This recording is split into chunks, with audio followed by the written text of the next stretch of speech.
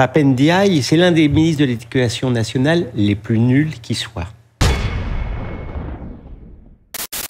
Dimanche 9 juillet, le ministre de l'Éducation nationale, Pape Ndiaye, était invité sur Radio J, où il a qualifié CNews et Europe 1, tous deux propriétés de Vincent Bolloré, de médias, je cite, d'extrême droite. Vincent Bolloré, une personnalité proche de l'extrême droite, vous dites, son groupe est proche de l'extrême droite?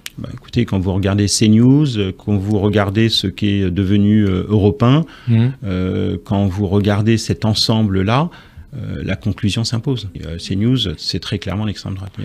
Évidemment, dès le lendemain, lundi 10 juillet, tir de barrage général sur la chaîne CNews, où tous les journalistes et chroniqueurs s'y sont mis pour dézinguer Pape Ndiaye.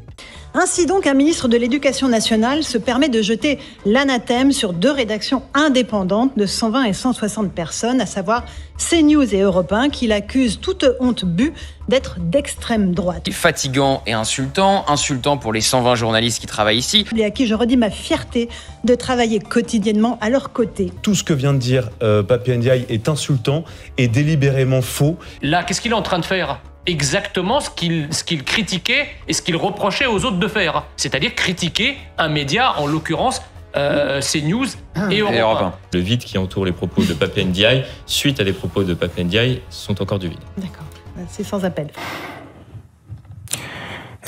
Et vous allez voir que c'est allé bien plus loin que la simple indignation, puisque le ministre de l'Éducation nationale a été critiqué sur le plan professionnel et personnel. C'est l'un des ministres de l'Éducation nationale les plus nuls qui soient. Il n'y a pas de bilan, on n'a pas de bilan. Voilà, il a un bilan.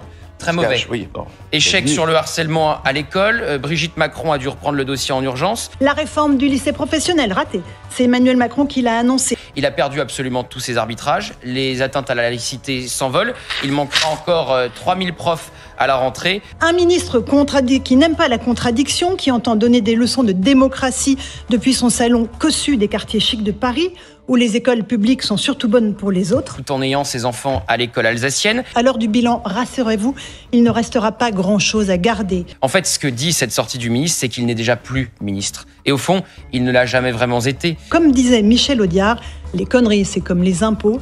À la fin, on finit toujours par les payer. Bravo à toutes et à tous pour les efforts fournis.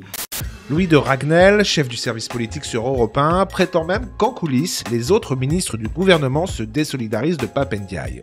Ce qui me rassure un tout petit peu et ce qui m'amuse, c'est que des ministres d'Emmanuel Macron m'ont envoyé plusieurs messages depuis hier. C'est vrai ? Absolument.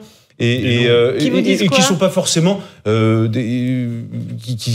une vraie liberté. Il y a des gens qui viennent de la gauche, qui viennent un peu de partout et qui sont totalement outrés et qui trouvent pathétique la sortie du ministre de l'Éducation nationale. Oh, avec des amis comme ça, t'as pas besoin d'ennemis. Hein. C'est clair. Si vous êtes friand des turpitudes de la Macronie, je vous conseille aussi cette petite vidéo dans laquelle Bruno Le Maire se fait dézinguer par un analyste économique. Vous allez voir, il prend cher le Bruno.